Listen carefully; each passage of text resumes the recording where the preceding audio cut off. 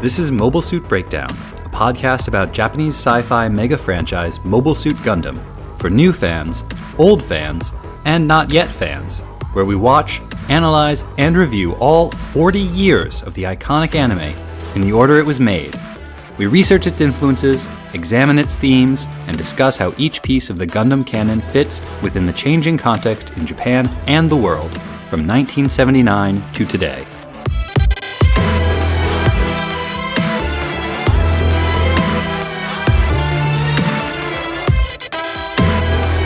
This is episode 1.22, Because of People Like You, and we're your hosts. I'm Tom, and it is said that I spoke not a word, but only waved my hand to indicate the podcast should continue.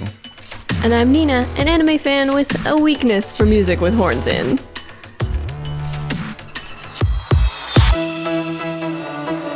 Thank you this week to all of our patrons. Your support makes the podcast possible. And special thanks to our new patrons, B, Charlie Weeks, and Tim B. This is the last week to enter our New Year's 2019 giveaway. On February 1st, we are going to draw up our lists of every person who has written a review of the podcast, liked Mobile Suit Breakdown on Facebook, followed @Gundam Podcast on Twitter, followed @Gundam Podcast on Instagram, or joined us on Patreon at gundampodcast.com/Patreon. And then we will select the lucky winner. If you do more than one of those, you'll be entered more than once. And we've put together some really great prize packs, including copies of First Gundam, Gunpla, Frabo and the Orphans Band t-shirts, beautiful Gundam art prints, and some special secret bonus prizes that we have not announced yet. Last week, the White Base barely escaped destruction after being forced into McVeigh's trap by saboteurs and an overwhelming force of mass-produced goofs. Bright, incapacitated by exhaustion and nerves in the wake of Ryo-Jose's death, was forced to delegate command to Mirai, who stepped into the role reluctantly and with difficulty before rising to the occasion during a tense operation to rescue Lieutenant Matilda's transport squadron from Zeon attack. Only with the arrival of a new modular support unit called the G-Fighter are Hayato, Amuro, and Kai able to drive off the Zeon squadron and rescue their allies. This week, we talk about episodes 24 and 25, 23 and 24 in the US, the Black Tri-Stars, and Odessa Day, and research rollerblades, hydrogen bombs, Japanese body language and hand gestures, fighter plane formations and maneuvers, more funerary rituals for soldiers, droop snoots, more kendo influence, and Japanese spies. But first, the recap.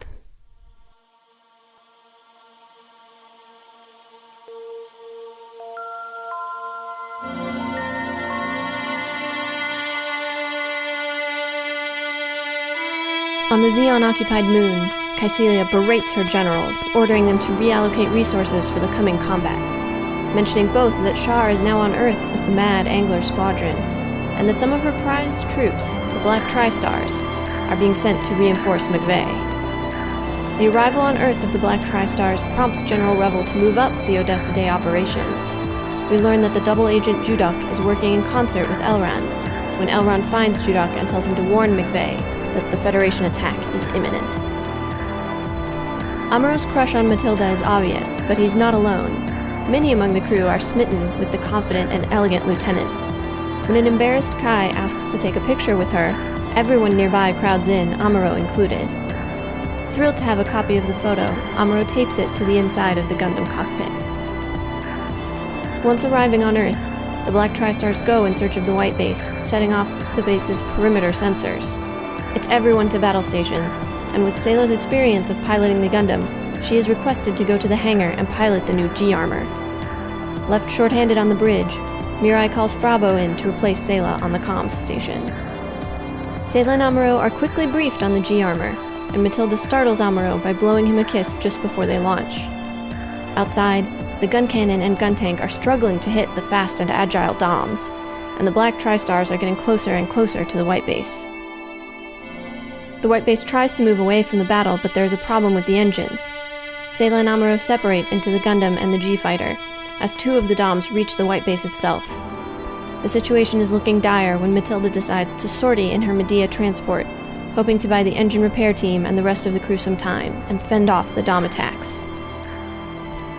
The Gundam is almost caught when the Black Tri-Stars fall into formation and execute their jet stream attack, but Amuro manages to dodge. When they try it again, he is ready, leaping out of the first Dom's way and destroying one of the others. Matilda's Medea is backing him up, guns blazing. As the third Dom jumps to attack the Gundam, the Medea collides with it, pushing it away, and Matilda orders the pilot to drive the Dom into the ground. Before they can do so, the Dom grabs hold of the front of the Medea, destroying the cockpit and killing everyone aboard before escaping. The remaining Black Tri-Stars retreat, and after receiving word of the White Base's successful combat, General Revel announces that the Odessa operation will commence on the following day, at 0600 hours. A grieving White Base crew line its decks in a salute in honor of Lieutenant Matilda and her crew, as they fly away from the scene of the battle. In the next episode, everyone on both sides prepares for Odessa Day. The two remaining Black Tri-Stars hold a memorial for their fallen comrade and vow vengeance. Sayla and Amuro launch in the G-Armor to provide reconnaissance, and Bright is back on the White Base Bridge, with Frabo reporting to Sayla's old station. As Sayla practices in the G-Armor, she and Amuro spot the Zeon front line. They descend to keep from being spotted and notice a Federation plane leaving Zeon territory. Following from a safe distance, they see the plane land on Big Tray. Before landing themselves, they warn Bright and Mirai that they may have caught a spy. On Big Tray, Amuro confronts Elran, while some soldiers hold Judok in custody and listen in. Elran incriminates himself and almost shoots Amuro before the soldiers come in and arrest him. Amuro is overcome with fury, thinking of Lieutenant Matilda and others who have died because of Elran's treachery, but the soldiers send him to the battle, reminding him that a court-martial will deal with Elran. The Odessa operation has already begun. The White Base is under orders to attack the rear of McVeigh's forces, and Bright and Hayato are soon joined by Sayla and Amuro in their fight against the Black Tri-Stars. McVeigh was counting on Elran to betray the Federation and prevent a portion of the forces from joining the battle. Instead, his own forces are beaten back, and in desperation, he threatens to detonate a hydrogen bomb if the Federation does not withdraw. General Revel orders his forces to continue the attack, and McVeigh orders the missile launched. Amuro defeats the Black Tri-Stars just in time to ride the G-Fighter up to the missile, slicing off its nose cone and effectively disarming it. The Federation has won, and McVeigh flees. The crew of the White Base are formally received by General Revel and his staff, now officially part of the Federation Armed Forces.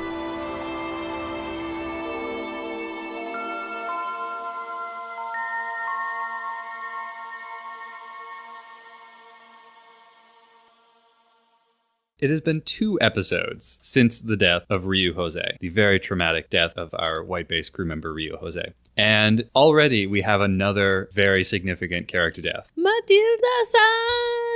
You need to say that a couple more times with increasing desperation. Matilda-san! Okay, I'm done. Okay. Matilda hasn't actually been a huge presence in terms of number of episodes, or screen time even.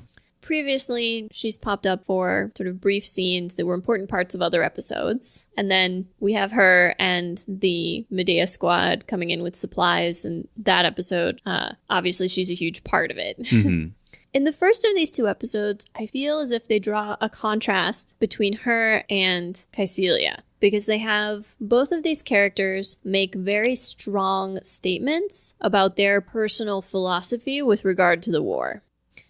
Caecilia, we have this very brief scene with her at the beginning, where it's her arguing with a bunch of old men. She's addressing a bunch of generals, and she's dressing them down more than addressing them. She has some stark criticisms about their plans. She slaps one of them for talking back to her, for suggesting that the authority of the military is more important than whatever it is that she is ordering them to do. The impression that we get is that they're very concerned with the appearance of certain things, with getting vengeance, with appearing to have authority. And what Caecilia says is, we can worry about your, I don't remember if she says authority or in the English, pride, in English she says, we'll fix your honor after we win the war. Right. But sort of this total war attitude of, all these highfalutin concepts, vengeance and honor and so on, don't have any place here. Those are luxuries afforded to the victors of war. We have to win first. On the other hand, you have Matilda, who Amuro asks, Why did you join the Supply Corps? And her attitude is that war is all about destruction, but people need something to live for. And a lot of that has to do with creating something new. Mm-hmm. And that in the Supply Corps, she would get to create new things. That merely winning the war is not enough. You can't just win the war and worry about everything else later. Yeah. You have to build things. You have to take care of people. You have to give people a reason to need to win. So the episode opens with that scene with Caecilia, which is brief but very significant. Feels very portentous, and I'll talk about that in a second. And then we get a fairly extended sequence of scenes on the white base that shows Matilda interacting with the crew. And it does a lot of heavy lifting to establish how important Matilda is to everybody there. I had two competing feelings about Matilda's scenes. On the one hand, especially the scenes of all the young men who all have a crush on her, acting that out, feels like the writer's taking an opportunity to remind us how young they all are. Mm-hmm. Especially with that scene where they all take a picture together. Mm-hmm. Kai wants a picture with her and he starts taking it. By the time he actually gets his camera set up and he's taking the picture, there's like 25 other crew members who have all run in and gotten into the picture too. And it, when Kai initially asks for a picture with her, it feels like he's meeting a celebrity. And it's like, I've had this crush on you, Matilda the idol, and maybe we'll talk about idol culture and how it was just like getting started in the late 70s right then. But it's like, you're this person I idolize. Please let me take a picture with you. But then by the time all the other crew members join in, it looks like a class photo. It looks like Matilda is their teacher and these are the like middle school boys. And you do see a lot of photos like this of army units, especially from the Imperial Japanese forces, of like the whole group gathered together, very reminiscent of this picture. On the kinder to the writer's side of this, we have the contrast between her and these young people as a way to remind us again, in case we forgot when they were all in isolation, how young the white base crew is. On the other hand, it does feel a little heavy-handed at this juncture to be so in our face about all of these emotional connections right before they kill her off. Like, look, audience, look at how much everybody loves Matilda, not just Amuro. Everybody loves Matilda, and now she's dead. Yeah, and that's sort of what I meant about the heavy lifting that it had to do in order to make Matilda feel significant to the white base, despite the limited amount of screen time that she's had. Because she's not Ryu. She hasn't been there the whole time. She hasn't been somebody who's been a part of their lives, a part of their family. She is a bit of an outsider to the white base, and so in order to give her death some emotional heft, they really do need to take that time in order to build her up. And I think maybe it's a little manipulative. Maybe it's a little emotionally, maybe it's a little cruel of the writers to build her up so specifically in order to kill her later this episode. But I do think they do it effectively. And it doesn't feel inauthentic, at least not to me, because it is consistent with the way everybody has acted towards Matilda throughout the time that she's been on the show. I mean, Amuro is in love with her, obviously, but in that first scene when she first appears, the whole male part of the crew is starstruck by her. Kai is going gaga over her in the previous episode, so it fits, I think. I don't disagree. I don't think it felt shoehorned or like it didn't fit with the show. Mm-hmm. It did feel like they were trying to cram several episodes worth of caring about Matilda into one episode. I agree. And I make the point about it succeeding in Matilda's case because I'm about to point out where it doesn't work. And that's on the Xeon side with the Black Tri-Stars, who are introduced in the first of these two episodes and completely eradicated by the end of the second one. The Black Tri-Stars loom enormously large in the Gundam canon. They have a long shadow. And yet, in their actual appearance in this show, in these episodes, they're pretty pathetic. Yeah, I want to come back to them because I have a couple other comments related to Matilda. One point to back up the idea that the writers were going to use Matilda to emphasize everyone's youth to us again is Sayla's particular reaction to Matilda's death. Sayla, venturing out in a machine she has never piloted before, struggles. And, struggles rather a lot. Mm-hmm. And afterwards, in blaming herself for Matilda's death, she specifically blames her inexperience. So she's blaming herself for being young. Yeah. Yeah. In a very real sense, every time any of them blame themselves for inexperience, they are blaming themselves for being young. Yeah, that's absolutely true. And it's not like Sayla could have been practicing with the brand G new fighter or G armor state-of-the-art or whatever configuration it was in at that technology. point. It had just arrived. There was no simulator for it. There was no opportunity to practice with it. Sayla had only just been given the order to pilot it, a couple of minutes before this happened. Yeah, someone hands her a manual as she's getting in. Oh, if you've piloted a Gundam, it'll be easy. And I had never quite thought of it in this way before, but in most of these episodes where something goes wrong, you have our main characters essentially blaming themselves for not growing up faster. Mm-hmm.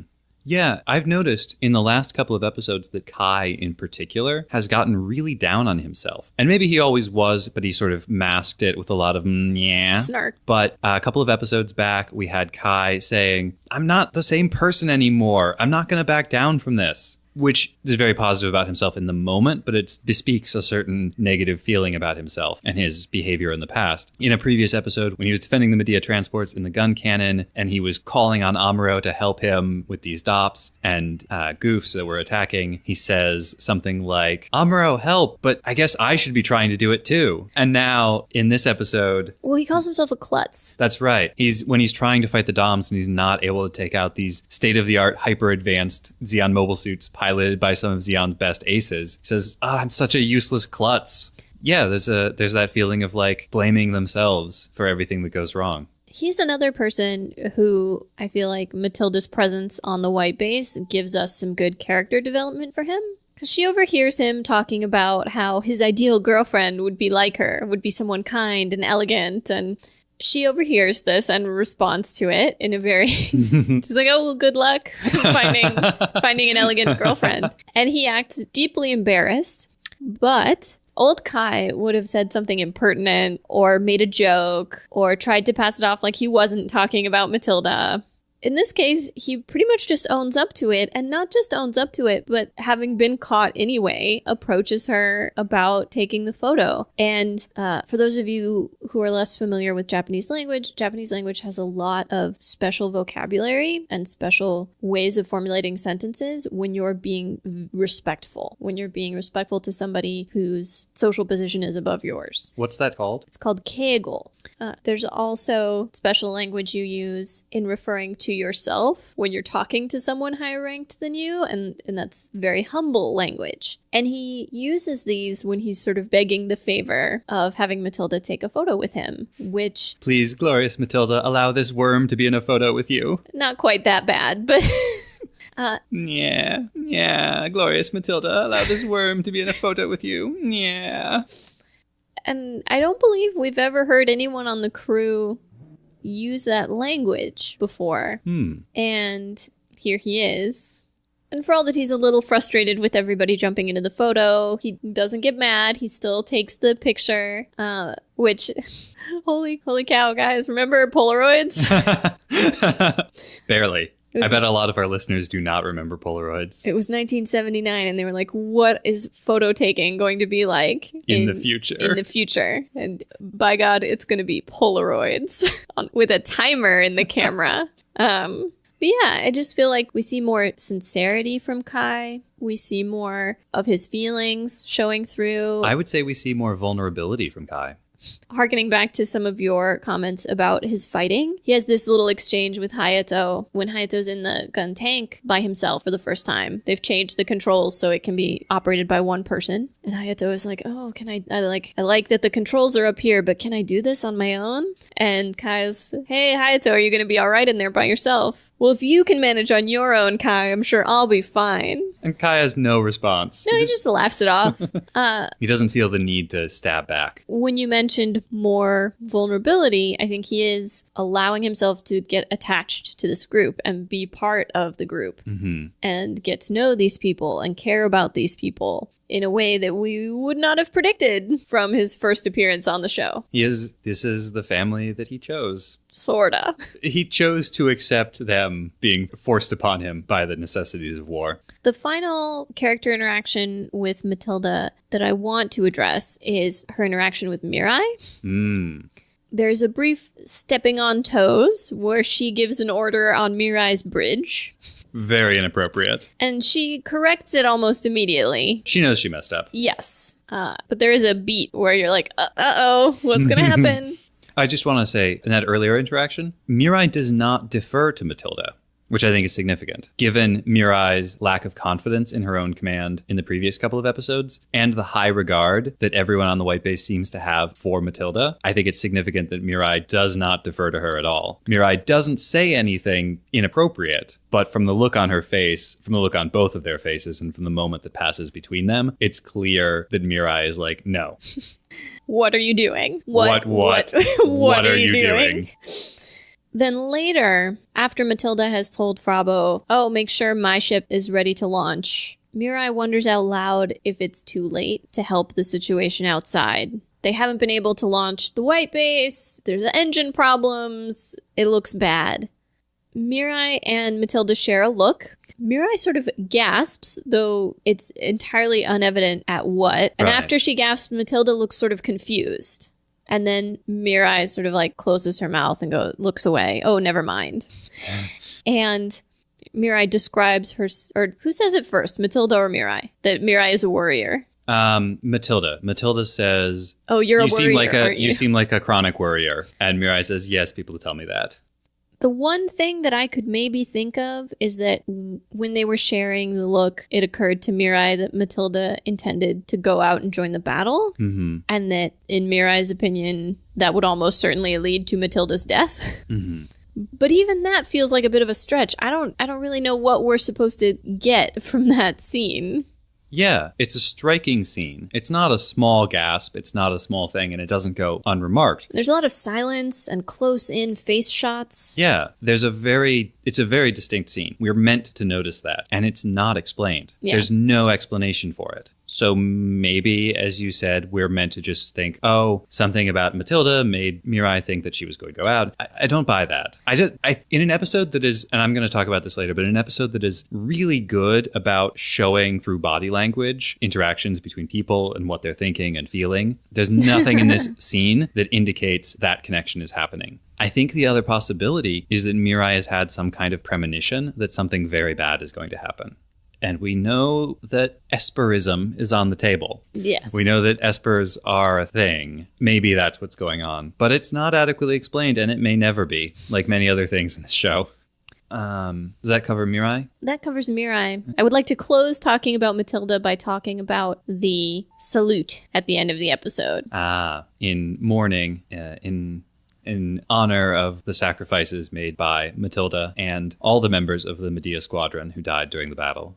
They line up all of the crew on the outside of the White Base, and they fly by the scene of the battle with everyone saluting. And they play a cover of the opening theme, but slow and with horns, and it's just beautiful. Tom is laughing because I have a weakness for music with horns in it. But it's the first time that we've seen that kind of moment for a past comrade. And I think that's reflective of the fact that is a fellow Federation Army person, but also not part of their own crew and not someone that they knew very well. Yeah, it's a little similar to the funeral of Captain Paolo. That's true. I had forgotten about the funeral of way Captain back Paolo. In episode 4. And like Captain Paolo, Matilda was a career soldier, a Federation officer who was associated with the crew, but not really a part of this family that they've built. They didn't know him quite so well. It also, I think, speaks to the natural hardening. Everyone has become a little tougher, a little more callous. A little numb. Since Ryu died. We got on to talking about Matilda when I was comparing the work that the episode does for Caecilia and Matilda in the first half, which they're similar because both are all about setting up stuff to come. Matilda's scenes are all about setting up that scene at the end when she goes into battle. And I'm not even going to say she sacrifices herself because while she knew the risk of dying, I don't think, unlike Ryu, she did not intend to die. No. So the Matilda scenes are about setting that up. I think the Caecilia scenes are doing a lot of work to set up the future of the show, because she's saying a lot of stuff that we don't have much context for yet. There's a lot of hints being dropped here. Well, we hear about Shar. Yep, there's a mention of Shar. She mentions heavy mobile suits. And we've heard the DOMs described as heavy mobile suits before, but saying heavy mobile suits instead of DOMs suggests other kinds. She mentions mobile armor, or mobiru ama, and the practical application thereof. She mentions the Mad Angler Squadron. There's this discussion of military authority, which is all connected to some order that Caecilia has given that these generals find objectionable. We don't know what that order was. She also talks about, it sounds as if she is suggesting taking mobile suits from other groups and divisions on Earth for the use of whatever her specific interest is. Right. Well, and then we transition out of her scene with a little bit of narration that describes her as the occupier of the moon and tells us that the war is unsettled on all fronts. So that's basically just a tangle of loose strings, which is going to be very important in a minute, because these two episodes really... These are payoff episodes. And with the exception of the stuff that Caecilia gives us at the beginning of the first of these two episodes, by the end of the Battle of Odessa, almost every running story in the show has been concluded.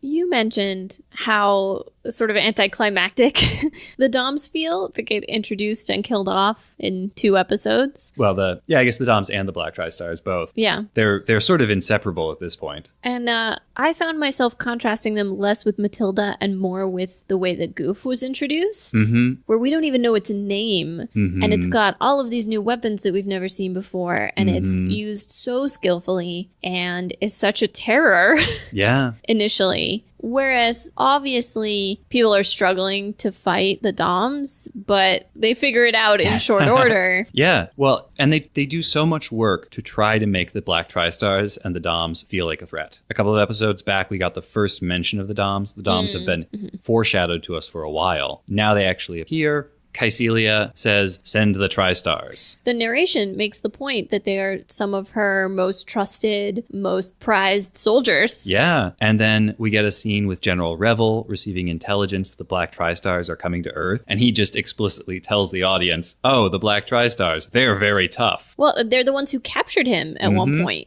So we get all this setup of how tough they are. Yeah. And there are a couple of things about them that seem like they should feel scarier or more intimidating than they do. Yeah. They're way more mobile and agile than any of the White Base's mobile suits. I thought... Nina turns to me while we're watching this, and she says, when did rollerblades get invented?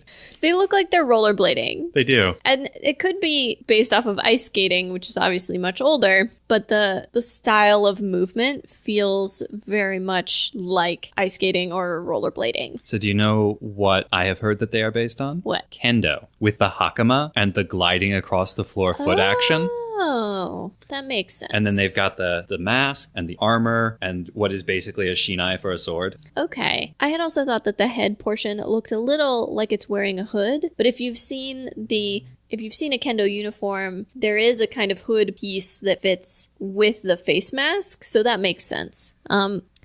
Yeah, the most difficult, scary thing about the Black Tri-Stars just seems to be that nobody can hit them. Yeah, and that they work well together. Yes, they do a very anime thing, which is they name their group attack the Jet Stream attack. But, and this is something I want to research, I would imagine that if you have a group of fighter jets that always go out together, while there are times when obviously you've split up and you're just doing individual dogfighting, there are probably a handful of maneuvers that you do together. Yeah. So yeah, feels very much like an anime thing, but also a real thing. Yeah, a maneuver like that would have a name. But the thing about the jet stream attack is it seems like it should feel like a threat. But Amuro counters it the first time they do it. Yeah.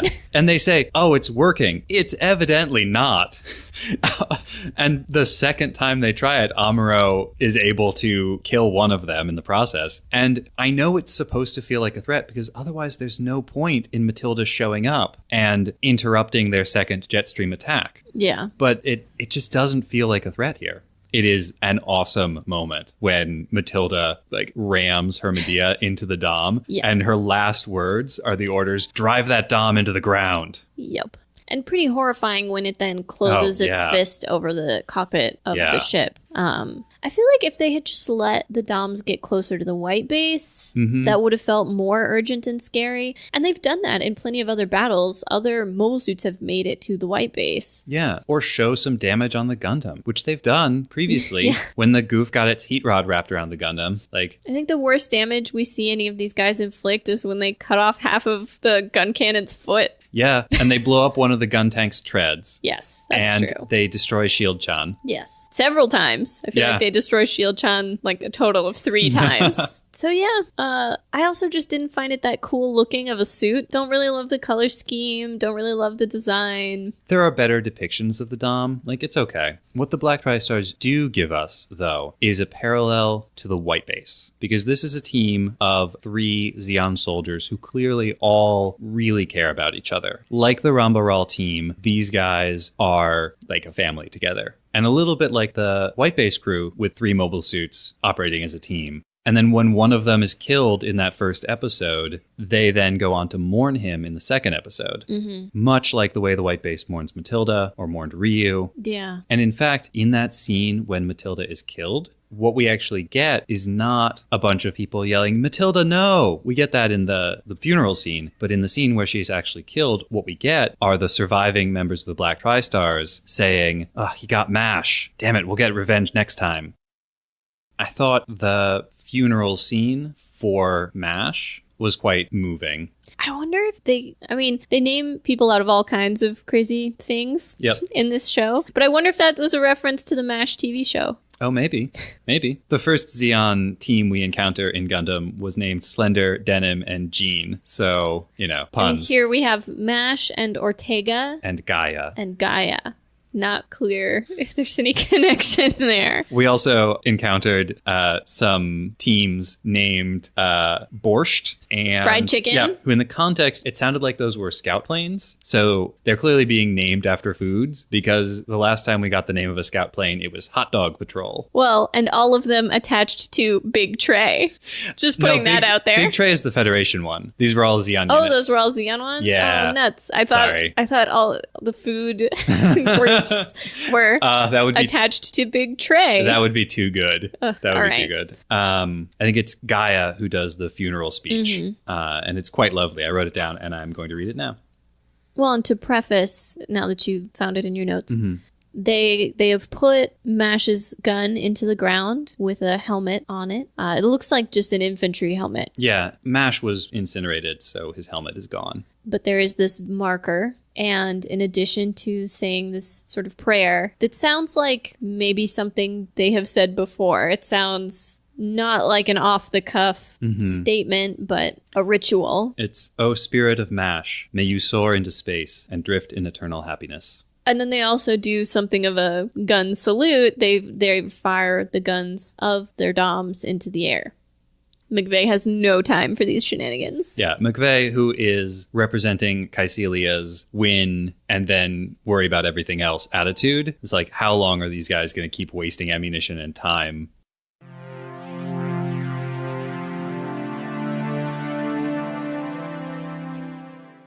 We mentioned Shield-chan earlier. The reason the shield is getting destroyed so much more now is that in addition to the Gundam carrying it around and using it, it's strapped to the side of the G armor? Or possibly to both the G armor and... I think just the G armor. Okay. Well, it's strapped to the side of one of the plane things. And so it also is routinely shot at and gets exploded. And then also gets cut in half at one point. The introduction of all of this stuff felt like less of an obvious, we need to introduce more toys. Obviously, that's part of it. That's always part of it. Yeah. I went back and reread some of my old notes, and I remembered that the main selling point for the sponsors, convincing them to make this show before anybody had any idea what this show was going to be, was this will be a show with a transforming mecha that can combine into many different forms. I mean, that makes sense. But when we got to like 8 episodes in and there had not been any transformations yet, the sponsors were probably like, excuse me. We were promised transforming. Combining. But it also makes sense that in addition to, either in parallel to or shortly after the development of the 3 mobile suits that the white base carries, there would be a bunch of peripherals, if you will, and that they would obviously test those with the white base's mobile suits. It's not as if there are a whole bunch more Gundams floating around to test them with. Right. And we know from various comments, Federation officers have said that the white base crew is the most experienced in the use of these mobile suits of anybody in the universe. Well, and Revel explicitly says, we can't use real soldiers to test experimental prototypes. Remember, kids, the Federation is not good. They're just better. Yeah. We get some indication that a lot of the functions in these new machines are automated. They talk about how, the computer will guide the combination sequence. If the computer's not working, there's still some mechanism by which the pieces of machinery are like keyed to each other. And so you still don't need to worry about it. And yet it is still a manual control stick. It's not fly-by-wire yet. Sayla is still having to physically haul on this very difficult to move control stick in order to fly the plane. Well, and Amuro tells her, like, push down on the accelerator with all your might. She's, like, stomping down with her entire strength on this accelerator pedal. I suspect the cockpit was not designed for a woman.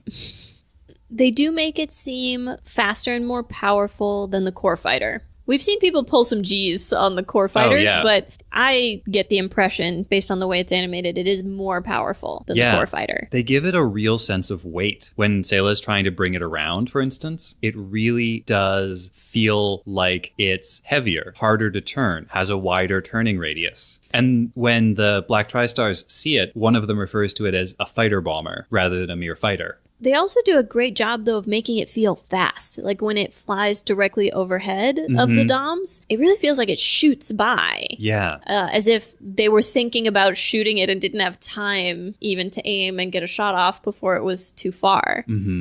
It's more like a jet. I mean, I know the core fighters are, like, strictly speaking, they are jets, but they don't behave as much like a jet as they behave like a World War II prop fighter. Yeah. This one behaves like a jet.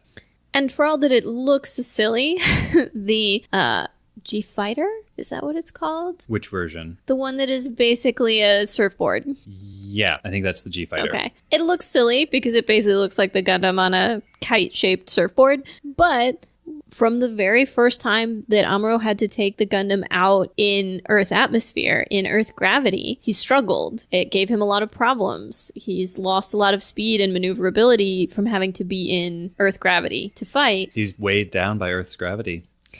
And and getting some of that maneuverability back, being able to stay airborne rather than jump and try to do things while you're falling, is clearly beneficial. Yeah.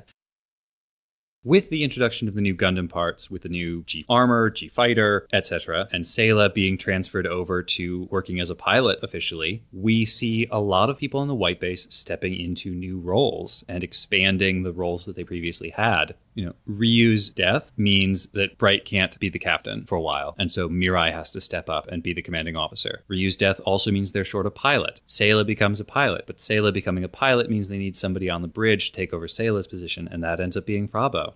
Hayato, because they're short a pilot, because it's just more efficient, the gun tank is reconfigured so that Hayato can pilot it alone, but Hayato talks about how he's not certain that he can do it alone. Kai, too, is needing to step up more and more. Everybody is sort of expanding what it is they have to do. We even hear Amuro mention that he is going to be the one responsible for the repairs on the new Gundam parts. They are really stretched to their limit, and everybody is having to do more and more even than they did before when they were already seemingly stretched to their limit. I don't have any real basis for this, but I got such a mother of small children returning to the workforce vibe from Frabo taking over the comms position. Yeah, I did too. And I was reminded of stories I read about small kids, 5, 6-year-olds, during the later stages of the war when Japan's manpower crisis was at its worst, who even at those ages were working in munitions factories. And of course, their mothers were too. Everyone was needed. It didn't make me think of that so much as maybe 70s and early 80s, women's empowerment, more and more women working. Mm-hmm. And in a positive light, because you have all the orphans there cheering her on and encouraging her. Although first one of them is like, "Are you sure you can do it?" And she's like, "Yes, hush."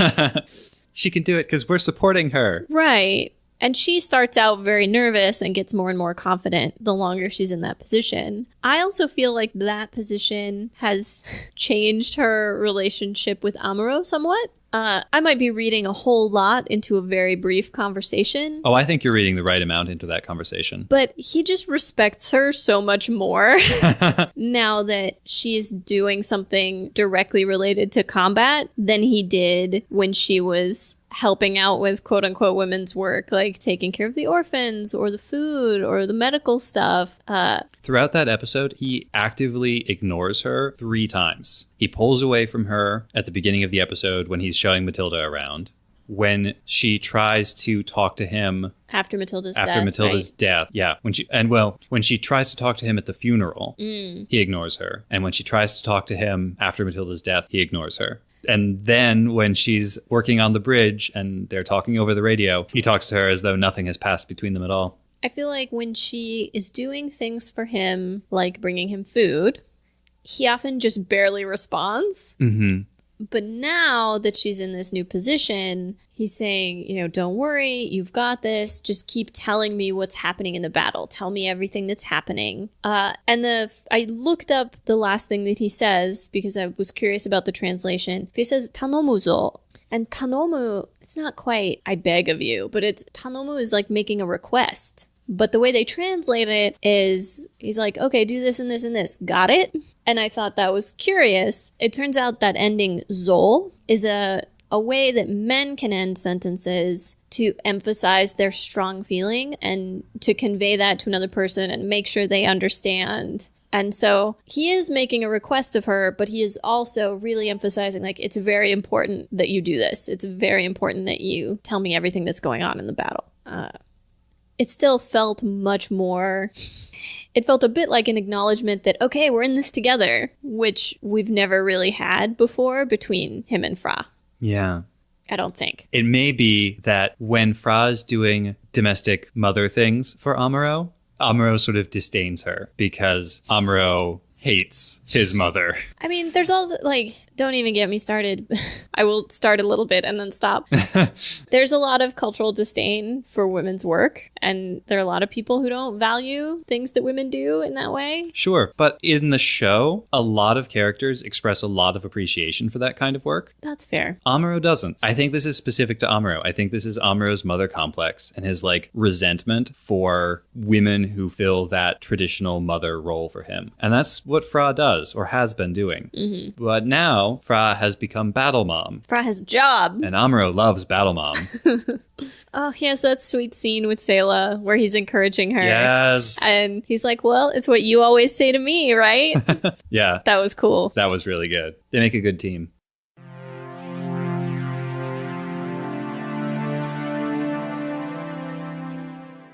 One thing I noticed, and this is limited to the first of the 2 episodes, but there are numerous times throughout this episode where various characters make particularly distinct or revealing hand gestures. And this is throughout the whole episode. So I noticed in particular when Kai is very embarrassed in the beginning, he performs a salute to Matilda, but it's a terrible salute.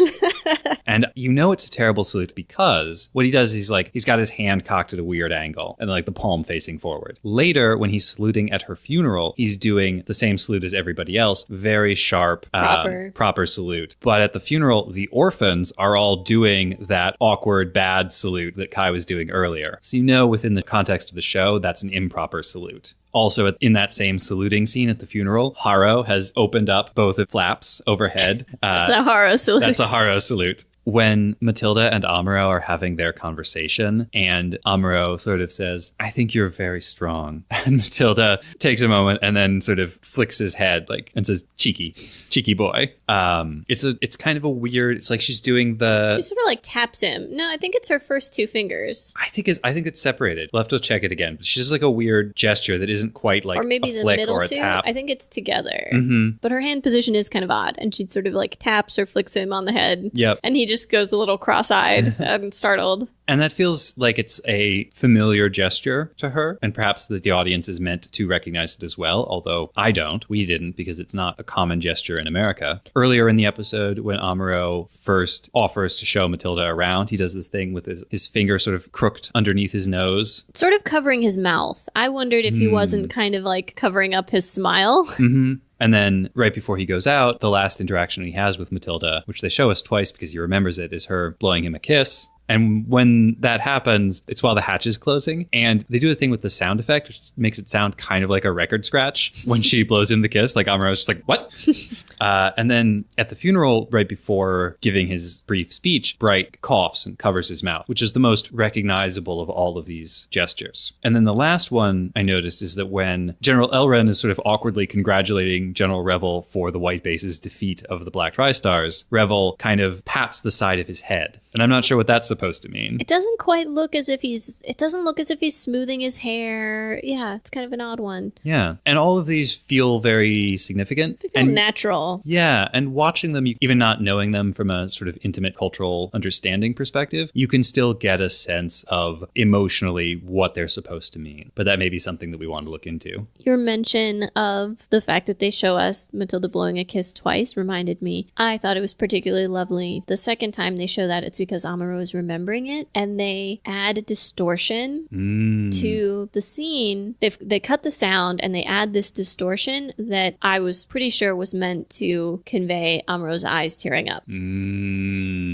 Because it feels sort of like water, the distortion to the image, which... dang. Yeah. Well, and the episode ends with him screaming her name internally. And there's no evidence that he ever stopped screaming her name. He might still be screaming today. Don't tell me that. If Amuro is still obsessed with Matilda-san by the time we get to whatever other series contain Amuro, I'm going to be mad. How do you know other series contain Amuro? Has anything been spoiled for you? I have seen images of a slightly more grown-up looking version of Amuro, so I assume... That's fan art. Unreliable. Don't trust it.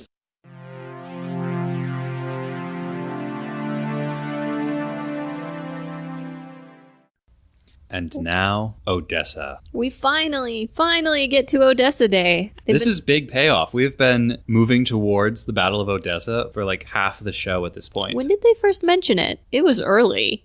I think the first mention of Odessa specifically is the episode where they encounter the Federation messenger in the desert. And I want to say that one was Sayla's Agony. So episode 16. That sounds right. So 9 episodes ago, Odessa was mentioned, but the previous 4 episodes before that were them heading to this rendezvous. Yeah, so it's finally here. This is their first large battle that they're involved with, for the most part. What about for the most part?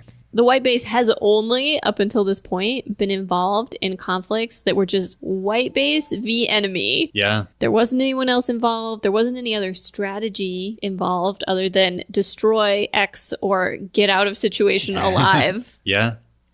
I sort of enjoyed how they gave us a sense of that, because we would cut from the battles the White Base was involved in, which feel small, to the big map of all the troop movements. And it looks like the sort of map you would see in a documentary about the war. Right. You've got all of these, you've got the map and you've got all these divisions represented by colored bars. And then you have the big, thick arrows and they're drawn moving across the map. And you get this sense looking at it all of a sudden like, oh, the White Base is one of these. And all across this battle line are more. And we even hear snippets when it cuts to McVeigh at one point of such and such group, you're too far ahead, come back and join the rest of the line. Like, oh, we have to reinforce this other point. Again, that feeling of where we are is very small, but there's a lot happening just off camera. I love when they do that. They did a really great job on a pretty small budget of representing that larger scale. And we have these moments when we see Federation fighters flying overhead and Federation tanks moving into position and all the Federation command ships and these big like land cruiser caterpillar battleships.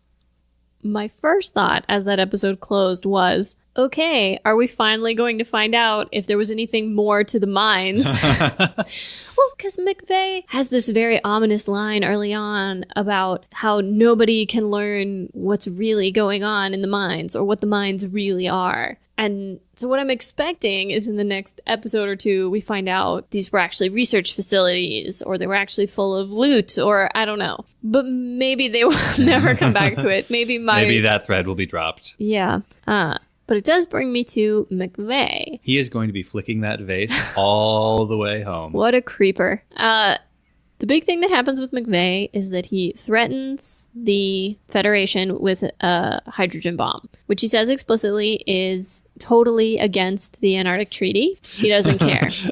Like we talked about last time, McVeigh being cartoonishly villainous. Yeah. I don't care that it's against the rules. I want to win. Well, but does he fit more with Caecilia's attitude or does he fit more with those other generals? Because on the one hand, there's a ruthlessness to that of being willing to do whatever it takes to win the battle. What he tells General Revel is, we don't want to lose. We know it's against the rules, but we don't want to lose. What he says to Uragang is, having threatened them with it, we have to show them we're willing to use it. We can't make the threat and then not use the bomb. Yeah. Well, and what he says, at least in the English, is this is how the game is played, which is pretty cold when you're talking about launching a nuclear weapon. Right. A weapon that Bright describes as a weapon that must never be used. But the bit about we have to show them we're serious feels more like posturing and less like we're doing this to win. So I guess I get the impression maybe he falls somewhere in the middle. Yeah. I also wondered, though, because Bright says to Amuro, we have 30 seconds to deal with this bomb or before the bomb launches. It will kill us all if we don't disable it. So could McVeigh even have gotten away safely or would that have been a suicide attack? I don't know where he is in relation. I have to assume he would have been able to get away. He doesn't seem like the type to sacrifice himself in that way. Fair. So maybe he shot the missile in one direction and flew in the other direction. There's a really neat little scene after McVeigh has made the threat, but before the decision has been made, where they cut to Big Trey and to General Revel. And there's a narrator again, and we almost never get narration except for at the beginning of an episode. It's very rare that we have narration mid-episode. And the narrator is saying, oh, it was said that General Revel didn't speak, but waved their hand to indicate that the attack should continue. And it gave me this sudden sense that we don't get through the rest of the show, but of suddenly wondering, is some veteran sitting us down to tell us all about the war? Because most of the rest of the time, the narrator feels omniscient. The narrator knows everything. But to say it is said of General Revel, that suggests an unreliable narrator, a narrator who doesn't know everything and is relying on other stories. Other sources. This is the only time we've had that particular rhetorical trick used in the narration. It's very interesting. I liked it, but it jarred me from the story a little bit in giving me the sense that we're not just there watching it happen. We are, in fact, someplace else hearing about what happened. Yeah. It takes the narrator out of the present and places the narrator somewhere in the future. Yeah. Which, spoiler alert, means that some humans survive. Oh, miraculously. The other big thing about Odessa Day, and I think the biggest loose end that gets tied up at the end of these two episodes, is that between Amuro catching, I'm going to say 2 of the spies, because I assume there are in fact more spies and double-crossers, but between Amuro catching those 2 and their successful participation in Odessa Day and their disarming of the H-bomb, they no longer feel like outsiders. They show at that last scene is the whole white base crew arrayed in full uniform, shaking, and Amuro is shaking hands with General Rebel. And we see some of the command structure there with the general arrayed on the other side. But it feels like an acknowledgement on both sides of, okay, you're really, truly part of the Federation now. Yeah. You're not just some upstarts who we're putting up with because it's useful. And that's been a big thread through these last 20-some-odd episodes. That sometimes you're an outsider and sometimes you're not, and you're tied to them, but you're not beholden to them, and you have to follow some of the rules, but not others. And this feels like it's probably an end to a lot of that. Yeah, it's at least the climax of that arc. Along with many of these other, like I said, this episode gives us the payoff for all of these storylines that have been going on for a long time. What is going to happen with Amuro's crush on Matilda? Oh, she's going to die. That's what's going to happen there. What's going to happen with Sayla wanting to take a more active role in the fight? Oh, she's going to become an official pilot. What's going to happen with Bright not being able to serve as commander? Oh, he's going to come back almost unremarked and be the commander for the Odessa operation.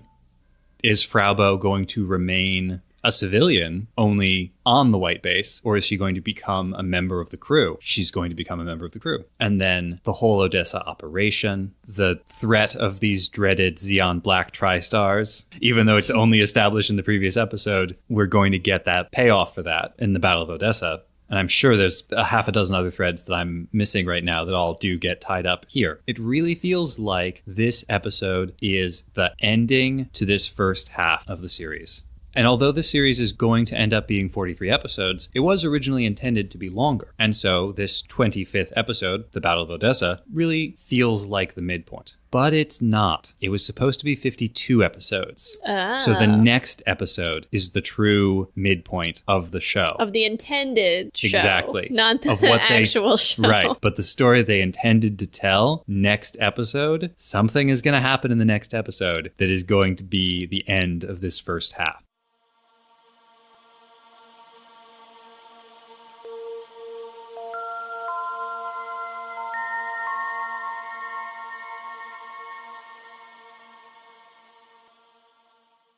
This week saw our first mention in the Universal Century of hydrogen bombs, and a funny / very scary scene where Amuro is shown a diagram of the bomb and told, oh, if you just cut right here, then you'll disable it. If it's really a hydrogen bomb, we don't know. Also, if it really is and you don't manage it, we'll all die. So...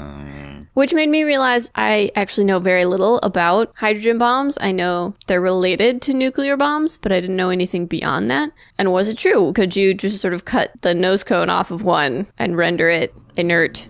Only mostly inert, because as we noticed in the episode, it does still do some exploding. Yes, but not the destroy everyone within a large radius exploding. The difference between a hydrogen or thermonuclear bomb and a nuclear bomb is that in a hydrogen bomb, detonation of a fission primary stage is used to compress and ignite a secondary fusion stage. The first full-scale thermonuclear test was conducted by the United States in 1952. The design currently in use is called the Teller-Ulam configuration. Because of how most of the specific information about hydrogen bombs is classified, the public information is mostly from vague press releases, leaks, informed speculation, and reverse engineering. One source that probably influenced the diagram shown in the episode is a photo that was released of a bomb casing showing a smaller piece at the nose attached to a larger cylinder. Department of Energy policy is to neither confirm nor deny any leaks about hydrogen bomb technology. Speculative cutaway drawings, like the one shown in the episode, have been around since the 1950s. And the Department of Energy confirmed the basic premise that a fission primary is used to trigger a thermonuclear reaction in fuel referred to as a secondary in 1972. There was a federal legal case, United States of America v. Progressive Inc., in 1979, where the Department of Energy attempted to prevent the publication of an article which claimed to reveal the quote-unquote secret of the H-bomb.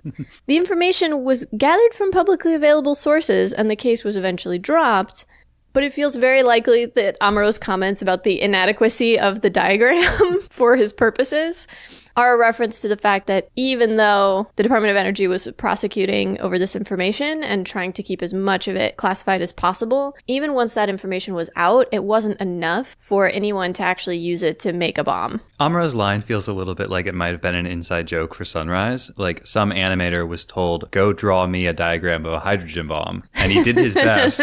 And whoever gave him the assignment was like, what is this? Do you expect a diagram like this to be useful?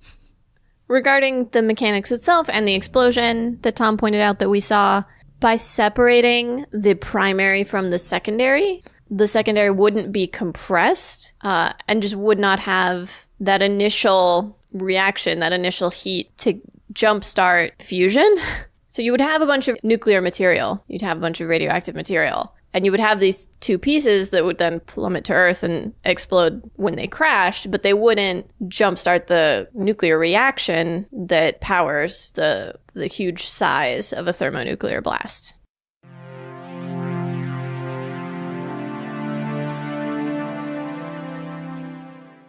Tom pointed out that in this episode, we see some body language and some hand gestures that are probably based in Japanese culture.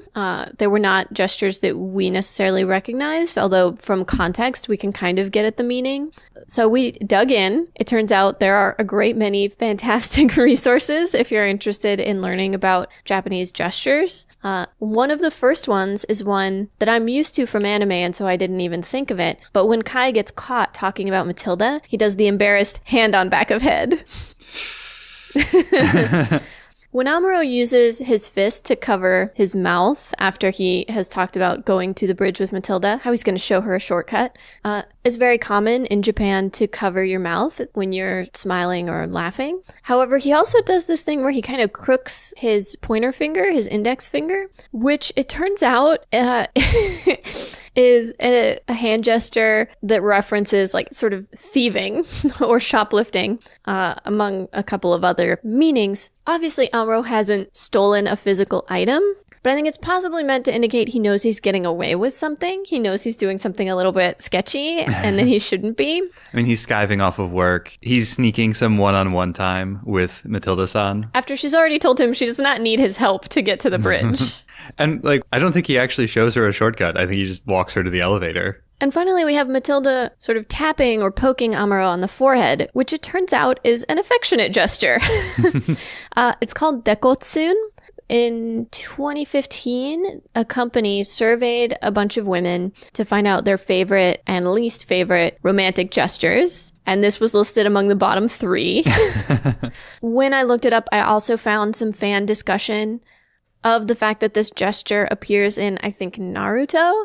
And in that case, is an older brother doing it to a younger brother. So it's possible that it is affectionate without necessarily having romantic overtones, unless you already have romantic context. So when she taps him on the head and calls him cheeky, in this case, it's more of a big sister, younger brother, you're being silly, but I like you.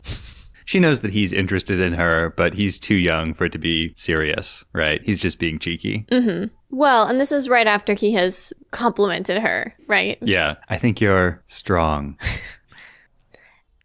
I couldn't find anything more specific about dekotsun, even in some books that I found about Japanese gestures. So if you happen to know anything, do let us know. We're also not entirely certain what dekotsun literally means. Deko is like brow, forehead. Yeah. Tsun is less clear. It could be a shortening of a word that means like to break or to pierce, but that seems pretty violent. There are a lot of onomatopoeia that have tsun in them. There are a lot of words that have that sound, tsun. So, and unfortunately, dekotsun did not show up in any of the dictionaries we checked.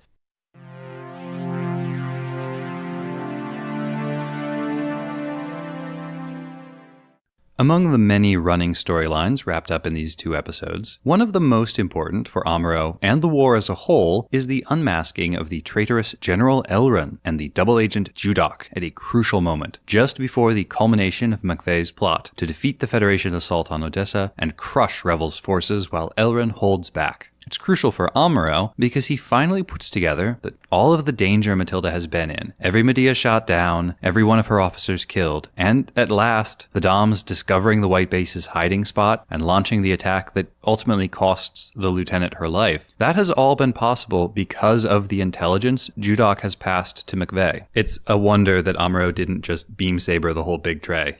Each of these men, I believe, has analogs in Japan's history. I'm going to talk about Judoc today, and hopefully we'll have time to come back to General Elrond either next episode or in one of our bonus episodes.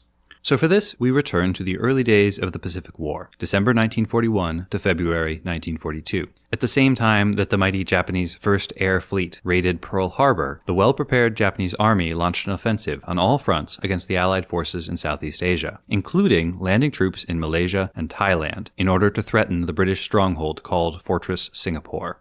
In classic British Army fashion, and in a move that is somehow both the height of racist colonialist nonsense and a perfect encapsulation of all the problems that led to them and the French being beaten in Europe by the Germans more than a year ago, the massive British army defending the peninsula was overconfident in its own defenses, assumed incorrectly that the jungles of the peninsula were impassable, underestimated the importance of air power, and considered the Japanese to be, quote, little men, poor soldiers who could do all right against other weak people like the Chinese, but would stand no chance against proper British Empire soldiers.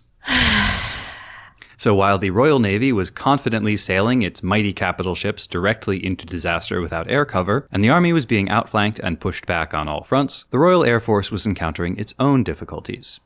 Japanese aircraft were attacking the RAF airfields, and when the RAF squadrons retreated to different airfields, those were attacked too. The Japanese always seemed to know where they were, but what was worse, the Japanese had somehow figured out the RAF's recognition code system, and were declaring themselves to be friendlies in order to fool the airfield defenders until the last possible moment. Even though the codes changed every 24 hours, the Japanese always knew what they were. Soon enough, during an air raid, some in one of the squadrons realized that one of their own, an army captain attached to the squadron, was not in his trench. They went looking for him, and discovered not him, but a radio in his quarters, still warm, and a Morse code telegraph disguised as a typewriter. That army captain was Patrick Heenan, born in New Zealand, raised in Burma, and educated in England. By all accounts, there was always something a little off about him. He was described as a gloomy, resentful misfit, disliked by his peers and his teachers alike. He seems to have performed adequately well at everything that he actually did, including athletics, then officer training in England, and eventually some army service in India before the war. But he was disliked everywhere he went, and was frequently assigned to new postings just to get him out of whatever unit had been saddled with him. It's not known how or why he became a Japanese spy, but he did spend extended leave in Japan a few years before the war. And Japan was, at that time, actively recruiting spies from within the British and American armed forces. Heenan seems to have disliked his compatriots in the British Army just about as much as they disliked him, and in fact to have disliked the British Empire as a whole. During his time in the British Indian Army, he seems to have become sympathetic to the cause of Indian nationalism, becoming friendly with some Indian nationalists who were also in the army, and frequently speaking up against racism and colonialism. So while we don't know why exactly he turned traitor and started helping the Japanese, it's reasonable to assume that it had something to do with his general antipathy towards the British colonial establishment. And it may simply have been the case that when it came to striking a blow against Britain, the Japanese were the only game in town. That being said, Indian nationalists at the time were not supporters of Imperial Japan. So there's no easy and direct link between his support for Indian nationalism and his decision to become a Japanese spy. So after his discovery, Heenan was arrested, and probably court-martialed sometime in January 1942. But by then, the Japanese were on Singapore's doorstep, and knocking. In a move straight out of anime, Heenan reportedly began taunting his guards, telling them that the Japanese would soon capture Singapore, and then he would be free while they would be his prisoners. Allegedly, once it became evident that Singapore was going to fall, the military police guarding Heenan took matters into their own hands, and executed him themselves. The squadron that bore the brunt of the damage from Heenan's treachery was No. 62 Squadron RAF. They were a bomber squadron when Heenan was with them, but thanks in part to his treachery, they lost almost all of those bombers, and most of their pilots. The squadron was so badly damaged, in fact, that they had to be reformed and shifted roles, becoming first a reconnaissance squadron, and then, finishing out the war, operating as a supply transport squadron.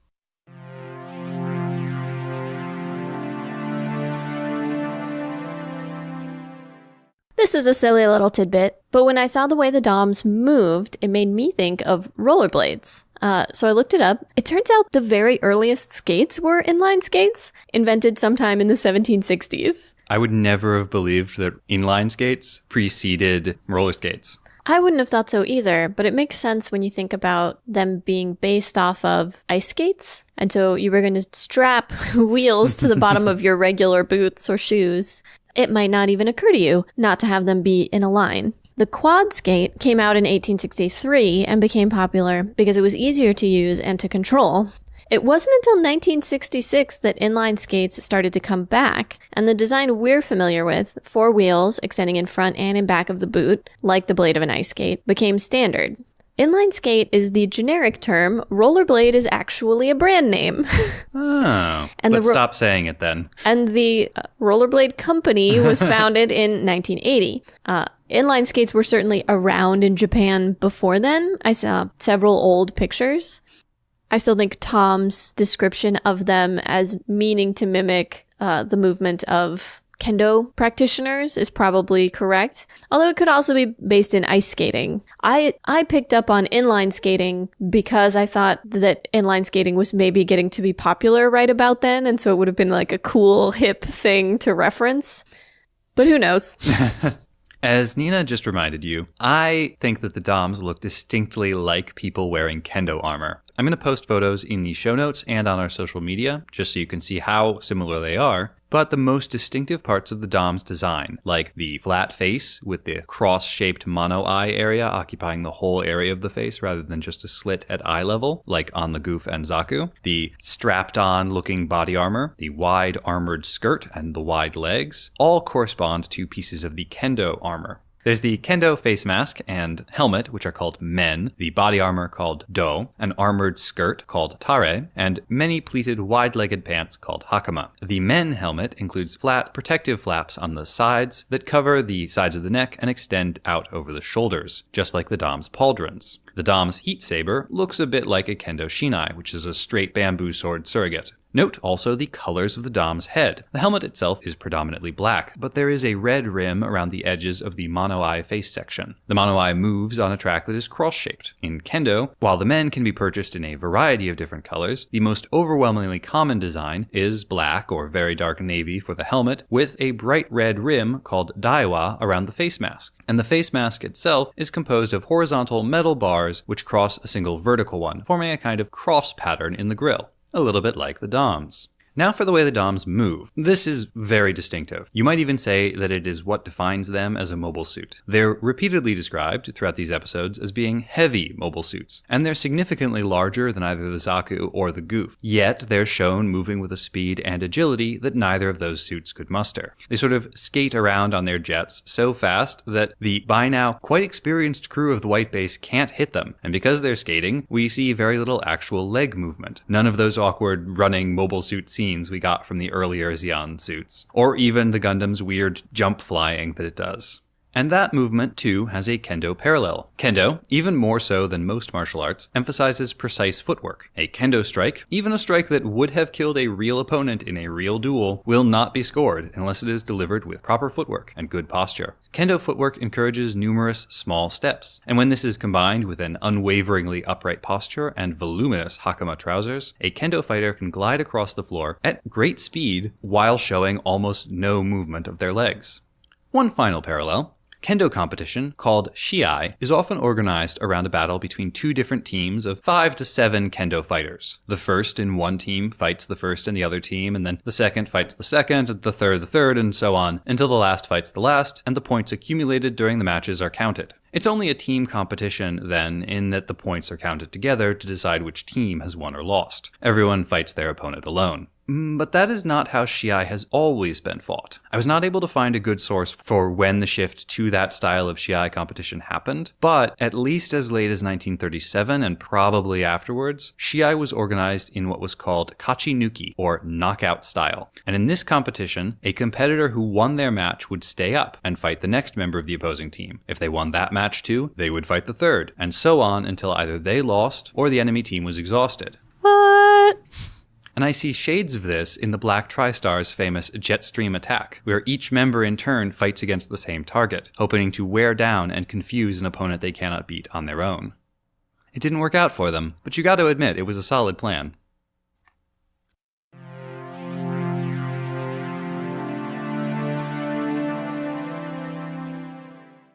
The Black Tri-Stars and their group maneuvers brought up a lot of questions about fighter planes, as well as some of the other things that happen in these episodes. So, like Sayla practicing her touch and go. Indeed.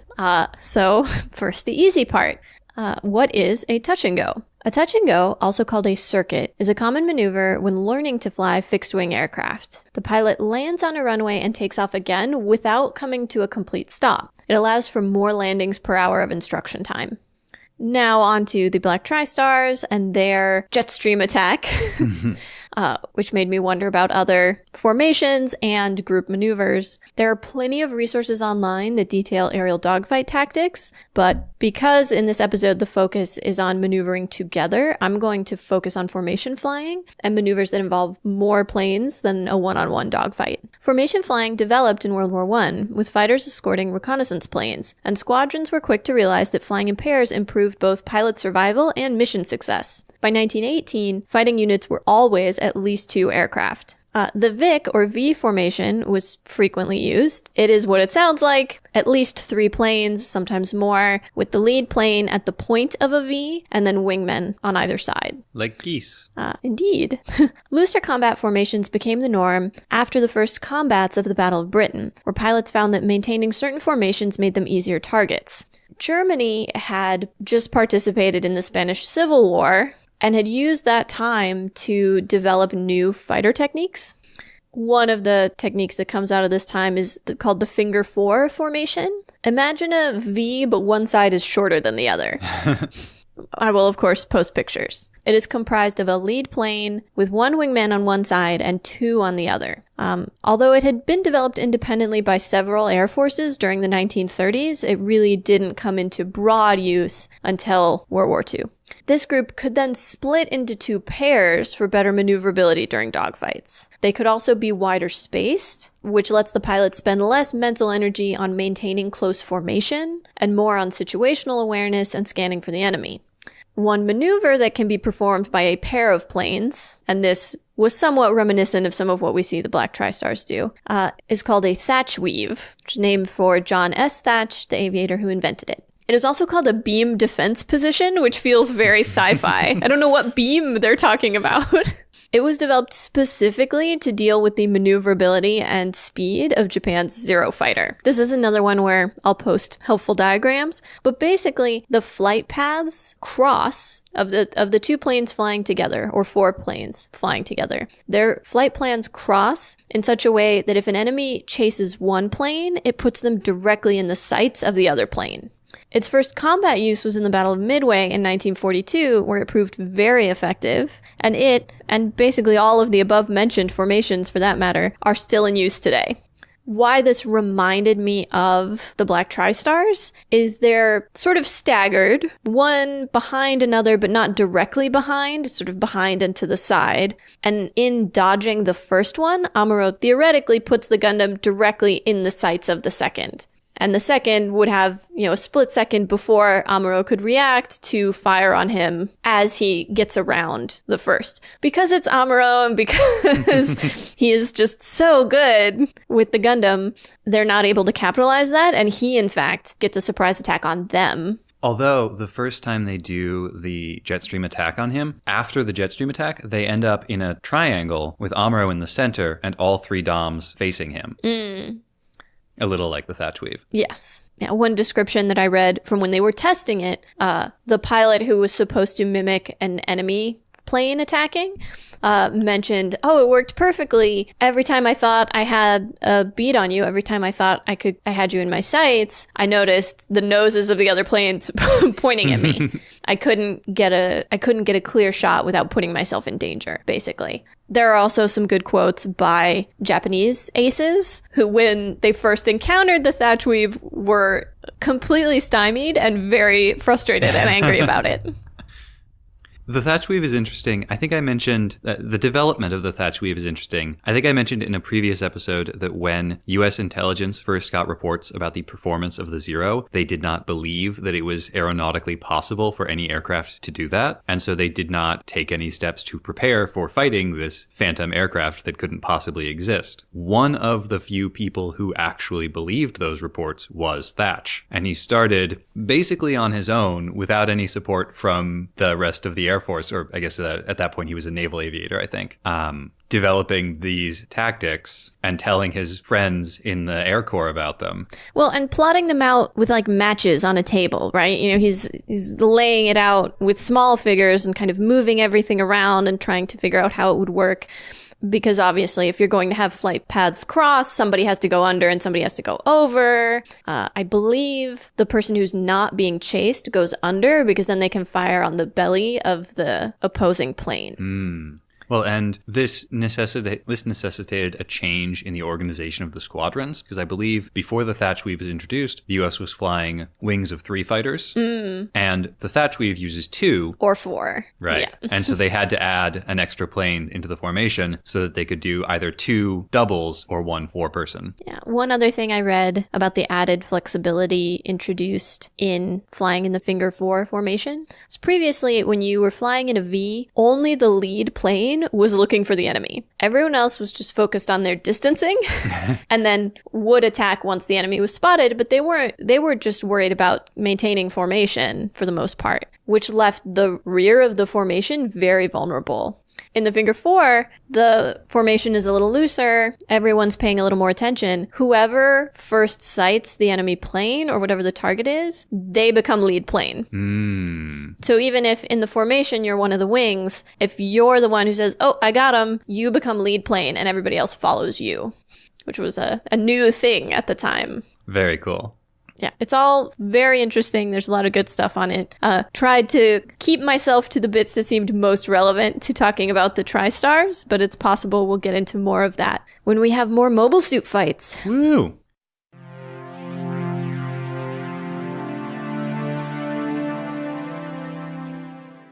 Nina noticed earlier that the new G-whatever has a downward-pointed nose cone when it's in its fighter-bomber configuration. And this was interesting, especially because the core fighter has got nothing of the sort. And it also tugged at both of our memories. We were sure that we had seen something like that before. Well, we dug into it, and now I get to tell you about an aeronautical design feature with a truly amazing name.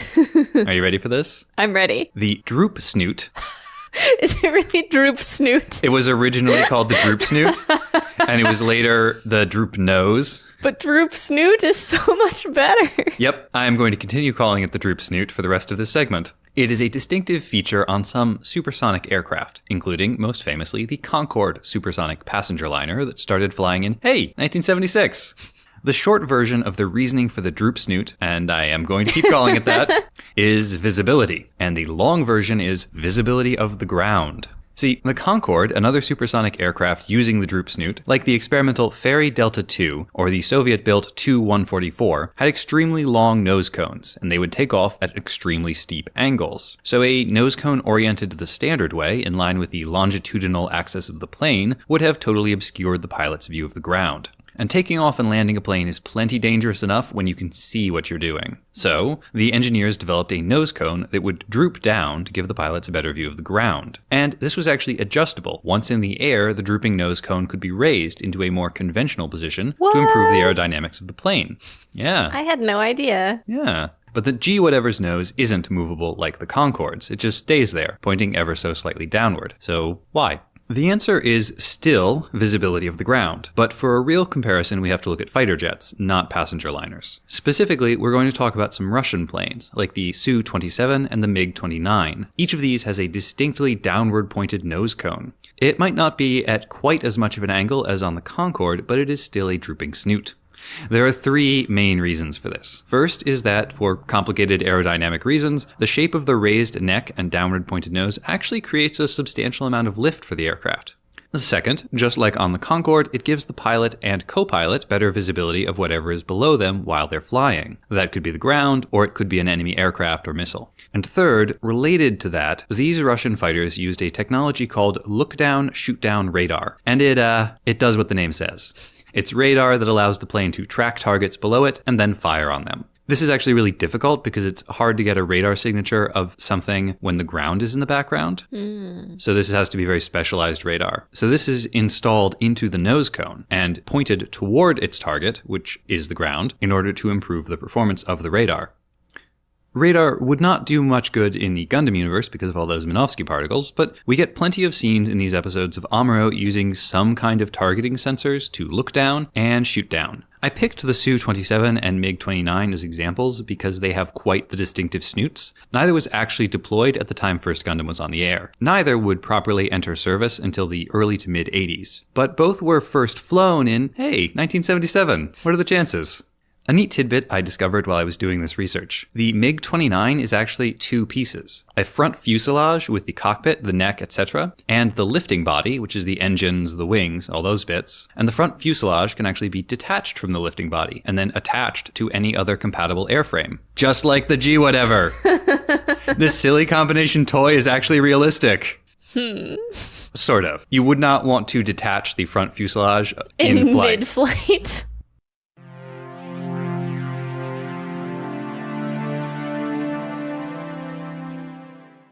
The other thing that the Black Tri-Stars made me think of with their mourning rituals for their fallen comrade was whether or not those are reflective of other military mourning rituals in real life. First, there's a gun thrust into the ground with a helmet on it. I knew I had seen this imagery before, and it turns out it has a name, the Battlefield Cross. It's meant as a symbolic replacement of a cross or other grave marker and consists of the soldier's rifle stuck into the ground or into their boots, with helmet on top and sometimes dog tags hung from the rifle. If the rifle is not put into the boots, then the boots are put alongside it or in front of it. It is commonly used for memorial services in the field, since soldiers still in combat will likely not be able to attend their comrade's funeral. The Battlefield Cross is official. It's included in the U.S. Army Field Manual and is still in use today, although its first use dates from the U.S. Civil War, where it served the more practical purpose of marking where bodies were and who they were. The poem or prayer that the Tri-Stars say reminded me of a poem, Lawrence Binyon's For the Fallen, which was published in 1914 and written in honor of casualties of the British Expeditionary Force in World War I. The Ode of Remembrance is taken from this poem and consists of the 3rd, 4th, and 5th stanzas, so it's fairly short. This ode is regularly recited at memorial services for World War I, so Remembrance Day and so on, obviously mostly in the United Kingdom and Commonwealth countries. Finally, the Black Tri-Stars fire off their guns in a rough-and-tumble sort of gun salute. When we see these in other media, they tend to be more regimented. Everybody fires at the same time. I believe it's called a 3-volley salute. Everyone has heard of the 21-gun salute, although that is, I think, for people of higher rank. But it does feel as if that is what they are doing. They are doing a gun salute in their Black Tri-Star kind of way. The 3-volley salute has a little bit of history, which is not quite relevant here, but is interesting. In wars, there would occasionally be ceasefires called so that each side could come out into the battlefield, into no man's land, and collect their dead. When the ceasefire was over and all of the dead had been collected, each side would fire a 3-volley salute in order to signal that they had finished collecting their dead and they were ready to resume killing each other.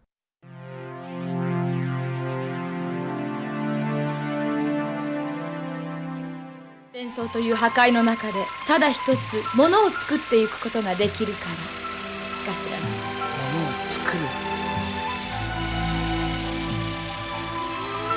戦いは破壊だけでも人間ってそれだけでは生きていられないと私には思えたからよ。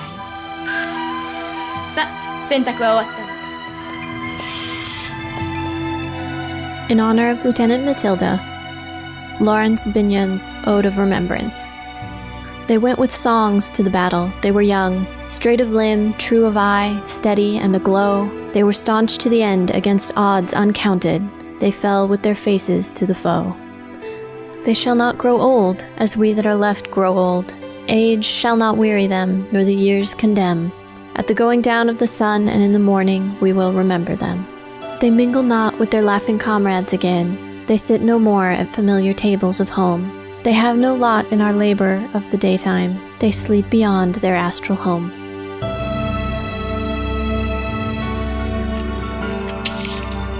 Matilda さん、僕思うんです。マチルダさんって強い方なんですね。生意気ね。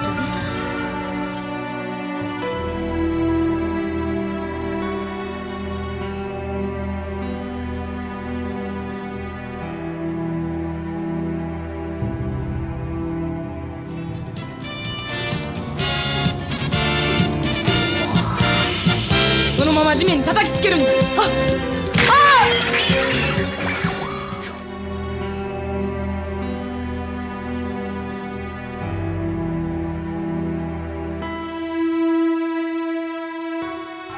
すいません。いいのよ。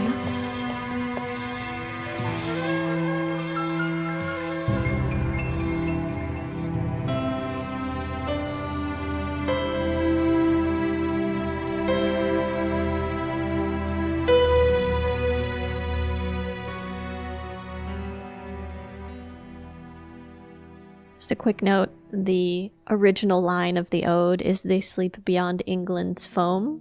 We made a slight modification for Matilda Chewy.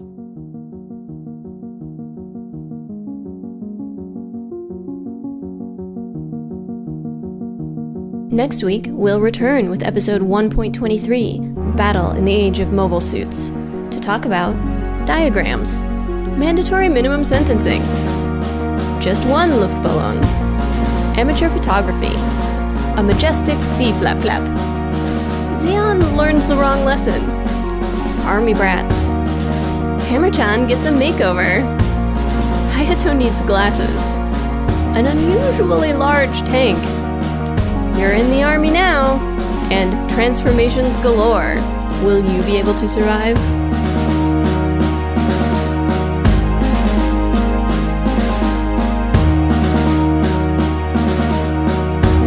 Make sure you do all of the podcast things. Subscribe, share, review, and pledge your undying devotion to Mobile Suit Breakdown for free on fine podcast services everywhere and on YouTube. Join us on Patreon for great bonus content, access to the MSB Discord, and to support the podcast. Just go to GundamPodcast.com/Patreon. You can follow us on Twitter at Gundam Podcast, on Instagram at Gundam Podcast, and on Facebook at Facebook.com/Gundam Podcast.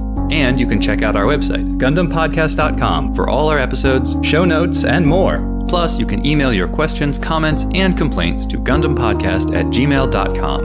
Or shout your wrong Gundam opinion to us in person by coming to scenic New York City and yelling, "The Dom is the best-looking Zeon mobile suit of the war," on any busy street corner. We'll totally hear you. This week's wrong Gundam opinion comes to us from our patron, Flying Grizzly. The intro song is Wasp by Misha Dioxin. The closing music is Long Way Home by Spinning Ratio. The morning music for Lieutenant Matilda is A Mother's Morning by D. Yankee. You can find links and more in the show notes. And thank you for listening.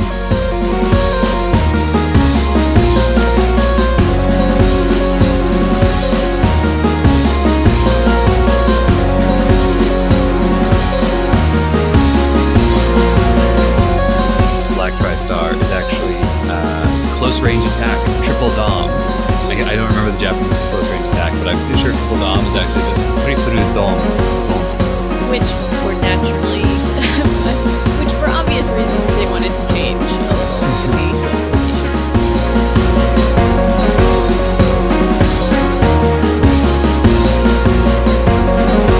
Really wanted all the different bits to.